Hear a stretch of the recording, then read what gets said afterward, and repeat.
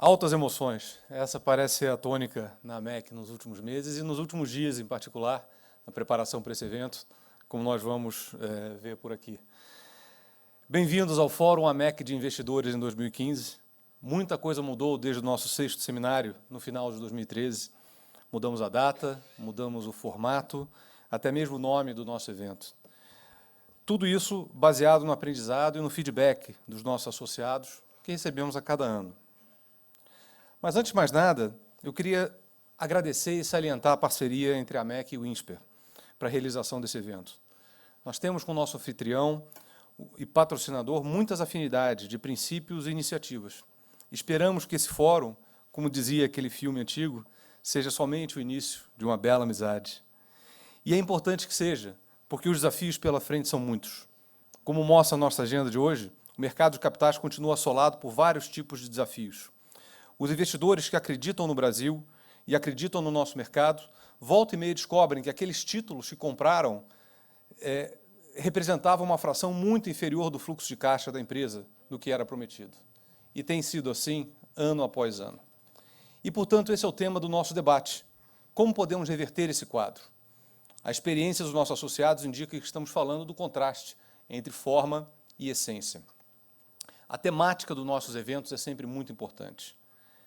Ela não apenas reflete as realidades vividas pelos associados, mas funciona como um farol, indicando quais os caminhos a seguir na busca de um mercado de capitais mais saudável, mesmo que passando por mares turbulentos. Foi assim em todos os eventos organizados pela MEC. Eventos construtivos, propositivos, encarando de frente os problemas, construindo soluções e cumprindo a nossa função de sensibilizar os atores do mercado para implementar essas soluções. Apesar da sensação de crise vivida em nosso mercado, não podemos esquecer das vitórias dos últimos anos. Elas foram muitas e contribuirão no longo prazo para a construção desse mercado saudável.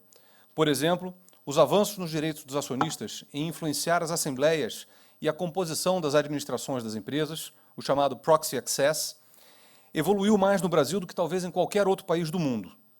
O trabalho da MEC e as iniciativas da CVM nos colocam hoje na vanguarda de uma agenda que cresce em evidência no mundo inteiro. Os números mostram isso com clareza. No ano passado, das 62 empresas que compõem o índice Bovespa, 15 elegeram conselheiros indicados por acionistas minoritários. Destas, 10 fizeram a publicação das candidaturas nas propostas da administração ou em comunicado ao mercado, na linha do ofício circular CVM-CEP 01.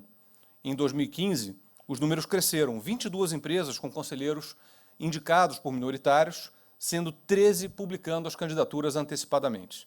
Isso não significa que as demais não tenham conselheiros indicados por minoritários, apenas muitas delas não elegem todos os anos. Esse é um reflexo das eleições, né? E mostra uma evolução positiva.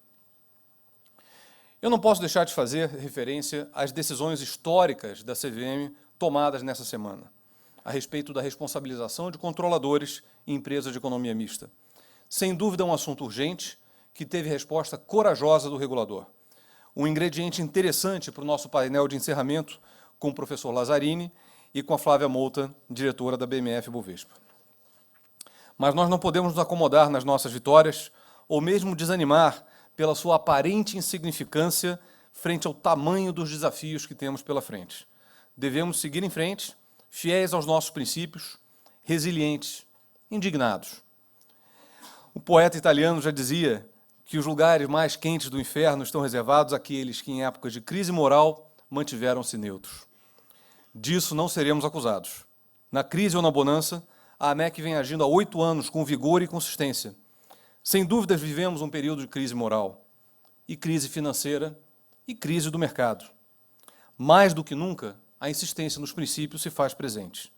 A insistência na essência. Tivemos algumas surpresas nas últimas horas. Uma tempestade obrigou uma das nossas palestrantes a participar eletronicamente. Registro aqui meu agradecimento ao Mike Lubrano, que se prontificou a se juntar ao painel de stewardship e, junto comigo, debateremos com a Michelle, que participará ao vivo da Califórnia. Desejo a todos um dia muito produtivo de debate e que as ideias aqui destiladas inspirem nossas lideranças para que trilhemos o caminho certo, para que nosso mercado finalmente cumpra a sua função social. Muito obrigado.